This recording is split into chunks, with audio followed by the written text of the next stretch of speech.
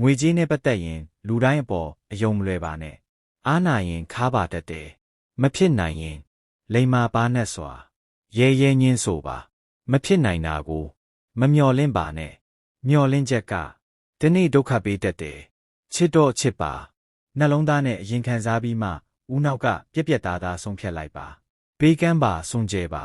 တစုံတစ်ခုပြန်ရဖို့မမျှော်လင့်ပါနဲ့လူတိုင်းကိုမချစ်နိုင်ရင်တောင်မမုန်းမိအောင်ကြိုးစားပါစေတနာနဲ့မထိုက်တန်ခဲ့ရင်ဥပိ္ပခာနဲ့ပေးဆက်လိုက်ပါစိတ်အေးချမ်းပါတယ်မဖြစ်နိုင်ဘူးဆိုတာတွေလက်ခံပါများလာရင်ဖြစ်နိုင်တာတွေကွယ်ပြောက်သွားတတ်တယ်အပြောမကောင်းရင်တောင်နားထောင်ကောင်းသူဖြစ်အောင်ကြိုးစားပါနေနေပြောပြီး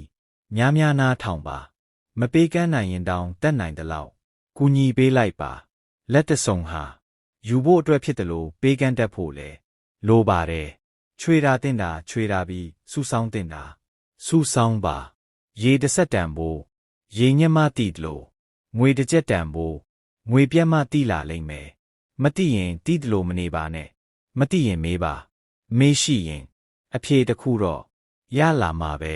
ဒီနေ့စာဖတ်ချိန်ဒီတန့်ထားပါစာဖတ်ခြင်းဖြင့်ဦးနောက်ကိုလေ့ကျင့်ပြိုးထောင်ပါသူဘလို့လူလဲဆိုတာထက်ငါဘလို့လူလဲဆိုတာသုံးသပ်ပါသူတပားကလက်ညှိုးမထိုးခင်ကိုကလက်မထောင်းနိုင်အောင်ကြိုးစားပါအချိန်မီကျေးဇူးတင်စကားပြောဖို့မမေ့သင့်တယ်လို့တောင်းပန်စကားပြောဖို့လဲဝင်မလေးမိပါစေနဲ့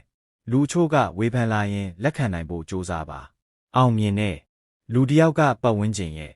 ဝေဖန်ခြင်းတန်ခံနိုင်ရရှိကြရတယ်ရဲရဲရင်ဆိုင်ဖြတ်ကျော်ပါ